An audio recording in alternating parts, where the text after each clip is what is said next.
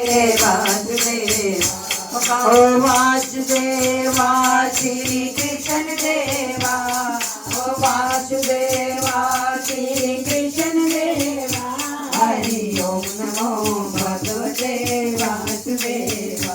याद आएगी प्रभु को कभी ना कभी, ओ याद आएगी प्रभु को कभी ना कभी, याद आएगी प्रभु को कभी ना कभी, याद आएगी प्रभु को कभी ना कभी। हरि दर्शन तो देंगे कभी ना कभी, हरि दर्शन तो देंगे कभी ना कभी, हरि दर्शन तो देंगे कभी ना कभी। हरि ओम नमो भगवते वासुदेवा, हरि ओम नमो भगवते वासुदेवा।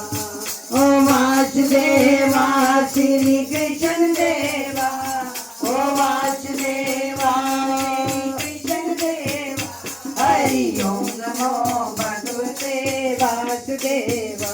कैसी प्यारी है सूरत मेरे श्याम की, ओ कैसी प्यारी है सूरत मेरे श्याम की, ओ राधा सूरत निहारे मेरे श्याम की, ओ राधा सूरत निहारे मेरे श्याम की। हरि ओम नमो भगवते वासुदेवा, हरि ओम नमो भगवते वासुदेवा। विष्णु भगवान की जय। और कार्तिक महात्म की 10वां अध्याय। राजा पृथु कहने लगे, हैं मामुने, आपने कार्तिक मास में विष्णु भगवान की पूजा का महात्म सुनाया।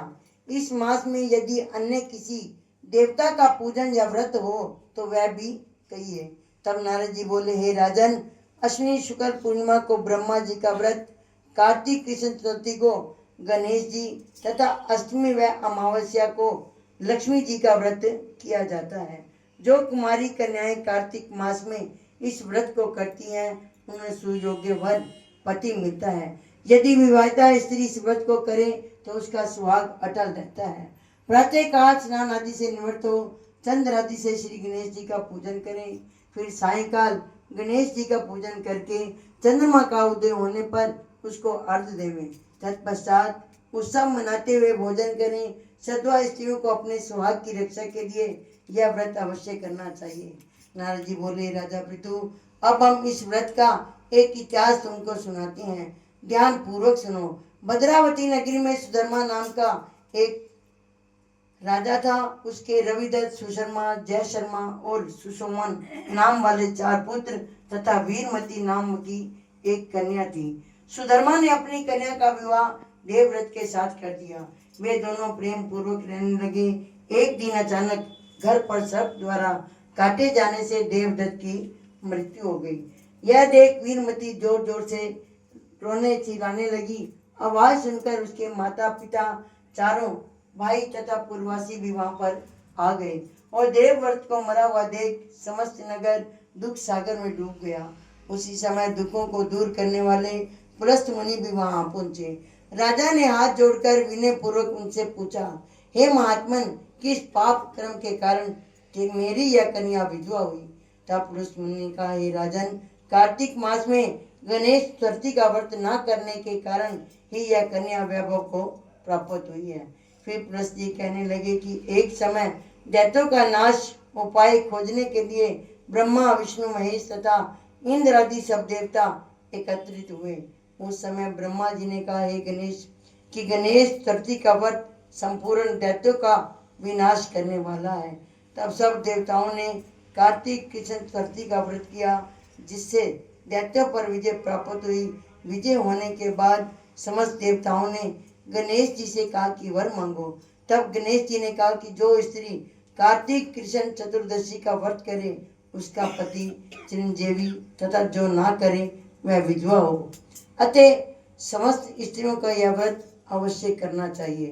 पुलस्त मुनि बोले, हे राजन, तुम्हारी कन्या ने इस व्रत को नहीं किया था, इसी कारण वह विधवा हुई है। यदि अब भी यह इस व्रत को करे तो उसका मृत पति जीवित हो सकता है।